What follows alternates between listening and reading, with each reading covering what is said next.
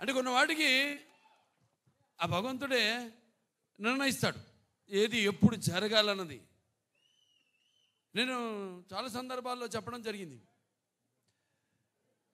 చాలామందిని మహానుభావులు అంటాం, కానీ స్నేహాభిపరిణాశోక్తి ప్రత్యయంత విద్యతే స్వల్పస్య ధర్మస్య తాయితే మయతో భయాత్ అంటాం. అది అందులో ఇవాళ జరిగింది కూడా అదే. ఇవాళ ఆ లక్ష్మీనరసింహ స్వామి నక్షత్రం అయితేనేటి, పుట్టిన నక్షత్రం ఉద్భవించిన నక్షత్రం అయితేనే ఆ విష్ణు వంశం. అలాగే మా నాన్నగారి స్వాతి నక్షత్రం అవ్వడం ఏంటి, ఇలా ముందు మన దెబ్బేంటో హిందీ వాళ్ళకి చూపించాం. మొన్న బాంబేలో అంటే ఇంట గెలిచి రచ్చ గెలవమంటారు. ఇంట గెలిచేసాం, మా కాంబినేషన్నే వస్తుందంటే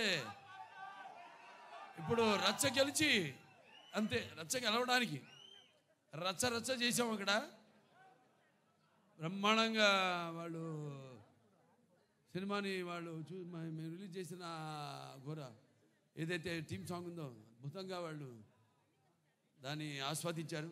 మళ్ళీ వాళ్ళ విశాఖపట్నం ఏదైతే మన ఆంధ్ర రాష్ట్ర ఆర్థిక రాజధాని అయిన విశాఖపట్నంలో ఈ కార్యక్రమం జరుపుకోవడం అంటే విశాఖపట్నానికి నాకు చాలామంది చూస్తుంటాను, ప్రతి వీధిలో షూటింగ్ చేశాను. ఇక్కడ నాకు తెలియని వీధి అంటూ లేదు. ఇక్కడ ఎన్ని సినిమాలు.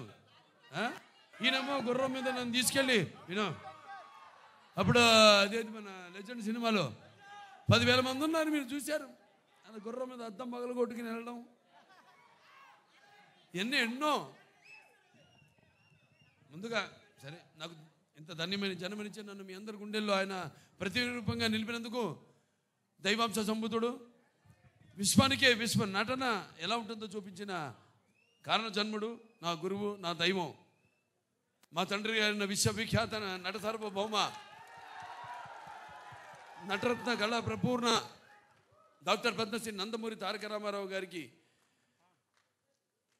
ఆయనకి నా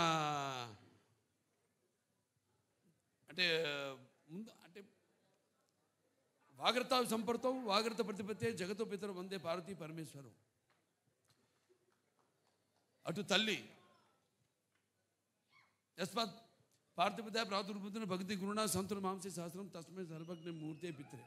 అంటే సగం నాకు ఈ శరీరాన్ని ఇచ్చి నాకు మా గురువుల దగ్గర పాఠాలు నేర్చుకోవడానికి అయితేనేమి, ఇవన్నీ నాకు అవకాశం ఆయన సినిమాల ద్వారా, అలాగే బయట గురువుల ద్వారా నాకు పాఠాలు నేర్చుకోవడానికి నాకు అవకాశం ఇచ్చిన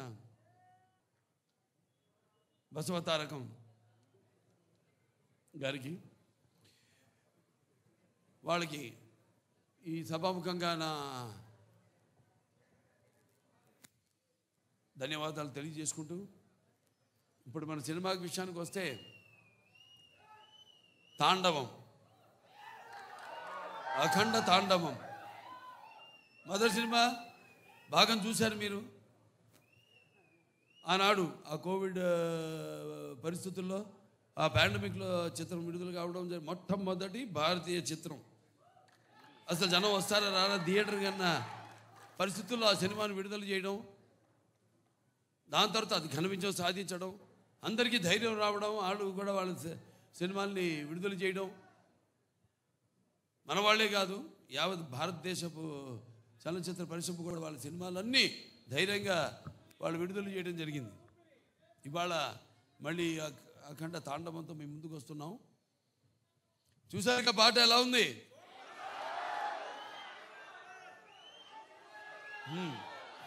ఇప్పుడు అంటే సినిమా పాట ఐటమ్ సాంగ్ కాదు ఇది. ఈ సినిమాలో ఈ పాట అనేది ఒక మంచి కుటుంబం వాళ్ళు జరుపుకుంటున్న ఒక పండగలో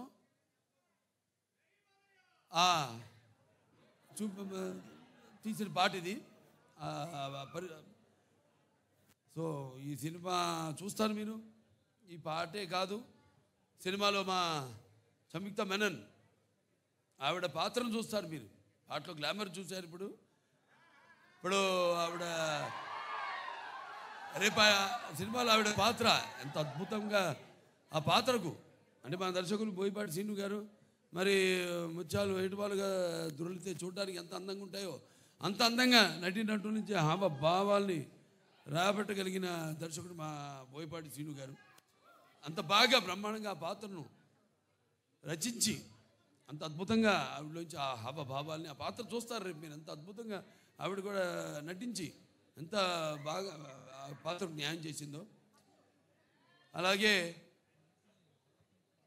మా భాను మాస్టర్ గారు ఉన్నారు ఇక్కడ. ఏది మన అక్కడ జయబాలయ్య పాట, ఇప్పుడు మళ్ళీ ఈ పాట చాలా అద్భుతంగా ఆయన కంపోజ్ చేయడం జరిగింది. మూమెంట్స్ అన్నీ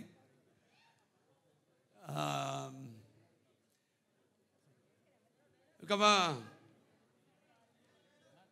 మ్యూజిక్ డైరెక్టర్ నందమూరి తమన్ నాకు చెప్పక్కర్లేదు, అది ఆయనే చెప్తాడు. ఆయన చెప్తేనే బాగుంటుంది, ఆయన గురించి ఆయనే చెప్పుకుంటే బాగుంటుంది. ఎందుకంటే పూర్వకాలం ఇప్పటికీ పాపం నిద్రలేని రాత్రులు ఎన్ని గడుపుతున్నాడు. అదే ఒక సమిష్టి కృషి. ఒక సినిమా అంటే ఒక 2 చేతులు కలిస్తేనే చప్పుడు అవుతుంది, శబ్దం వస్తుంది. అలాగే అందరి ఈ కలయిక ఈ చూస్తారు రేపు సినిమా చూశాక మళ్ళీ మాట్లాడతాను మీతో ఆ సినిమా గురించి, అక్కడ తాండవం గురించి. అంటే శివుడి ఆజ్ఞ లేనిదే చీమ కూడా కుట్టదంటారు. అటువంటిది ఈ సినిమాలో ఎవరి ఆజ్ఞతో ఏం జరుగుతుందో ఈ సినిమాలు రేపు మీరు చూస్తారు మీరు. అలాగే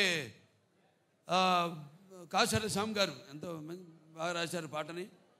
అలాగే శ్రేయ ఘోషల్ గారు, అలాగే బ్రిజేష్ షాండిలే గారు వాళ్ళ గొంతుల్ని అరువిచ్చారంతో బ్రహ్మాండంగా పాడారు పాట. ఇలాంటివి ఇక చూస్తారు సినిమాలో రేపు. ఇక సినిమా ఎలా ఉంటుందంటే కొన్ని మనం చెప్పకూడదు, బయట పెట్టకూడదు.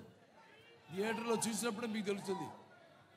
ఎందుకంటే అఖండ ఒక మొదటి భాగాన్ని పెద్ద అందరినీ ఎంతో సంబరాశ్చర్యాలకి గురి చేసింది ఆ సినిమా. అటువంటిది ఈ సినిమా మీద మీ ఎక్స్పెక్టేషన్స్ ఎలా ఉంటాయి? అలాగే ఇప్పుడు ఈ దైనందిన కార్యకలాపాలతో సతమతమవుతూ సినిమాను కూడా ప్రేక్షకుడు ఒక నిత్యావసర వస్తువుగా ఎన్నుకున్నాడు. అప్పుడు ఎటువంటి సినిమా తీయాలి, ప్రేక్షకుల్ని ఎలా ఆకట్టుకోవాలి అన్నది సినిమాలో నిర్మాతలు వాళ్ళు ఆలోచించవలసిన విషయం. అటువంటిది రాము ఆచట్ గోపి గారు, రామాచట్ గారు, గోపి ఆచట్ గారు ఎంతో అద్భుతంగా అంటే ఏ విషయంలోనూ వారు కాంప్రమైజ్ కాకుండా ఎంతో మంచి సినిమా తీశారు. వాళ్ళు అదృష్టవంతులు. ఎందుకంటే సినిమాలో పనిచేసిన ప్రతి వాళ్ళు అదృష్టవంతులు అంటాను నేను. అందరినీ ఆ భగవంతుడు ఎన్నుకున్నాడు. ఎవరు ఏమేమి ఎన్నో శాఖలు ఉంటాయి, ఆ శాఖలకి ఏ శాఖలకి ఎవరెవరు పనిచేయాలన్నది ఆ భగవంతుడే ఎన్నుకున్నాడు. అలాగే హర్షాలి ఆవిడ పాత్ర కూడా చాలా చూస్తారు. బజరంగ భాయిజాన్లో చేసింది అప్పుడు చిన్నపిల్ల. ఏది మనం డాకుమారాలో చేసిందో పాప వేదాన్ని. అప్పుడు ఆ అమ్మాయినే దీంట్లో చూస్తారు పాత్ర కూడా ఎంతో అద్భుతంగా. ప్రతి పాత్ర కూడా ఒక్కళ్ళని కాదు, అందరూ అద్భుతంగా వాళ్ళ పాత్రల్ని చేశారు. అలాగే ఈ సినిమా నేను కూడా ఎదురు చూస్తున్నా డిసెంబర్ 5 కోసం. నిన్న ఇవాళ పొద్దున హిందూపూర్ నుంచి వచ్చాను. 3 రోజులు హిందూపూర్లో పర్యటించి అక్కడ పనులను చూసుకుని ఇవాళ ఇక్కడికి రావడం జరిగింది. మళ్ళీ ఇక ఈ సినిమా మొదటి ఫంక్షన్ అక్కడ చేయడం. ఇది కేవలం తెలుగు సినిమా కాదు, ఇది మన భారతీయ అంటే సనాతన హైందవ ధర్మం అంటే దాని ఒక శక్తి, దాని యొక్క గౌరవం, అలాగే దాని యొక్క పరాక్రమం ఏంటో ఈ సినిమాలో చూస్తారు మీరు. అంటే మన సనాతన హైందవ ధర్మం అన్నది మన జాతి మూలాలు. మన జాతి ఏం నేర్పిస్తుంది? సత్యం కోసం పోరాడండి, ధర్మంగా జీవితాన్ని గడపండి, అలాగే అన్యాయం ముందు తల వంచవద్దు అని చెప్తుంది మన సనాతన హైందవ ధర్మం. సో అలాగా ఈ సినిమాలో ఎలా దాన్ని ఎలా ముందుకు తీసుకెళ్ళాం సినిమాని రేపు చూస్తారు మీరు. ఇది కేవలం నేను చెప్పినట్టు ఒక తెలుగు సినిమా మాత్రమే కాదు.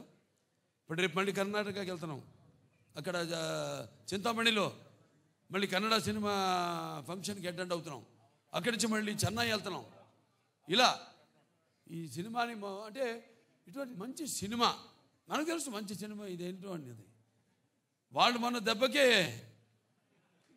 తిరిగిపోయింది వాళ్ళకి. మన బాంబేలో చేసినప్పుడు ఈ హిందీ టీజర్ రిలీజ్ చేసినప్పుడు. సో ఈ సినిమాని అఖండ టైటిల్ సాంగ్. అలాగే అందరికీ చూస్తారు. సినిమా అయిన తర్వాత మళ్ళీ మాట్లాడతాను.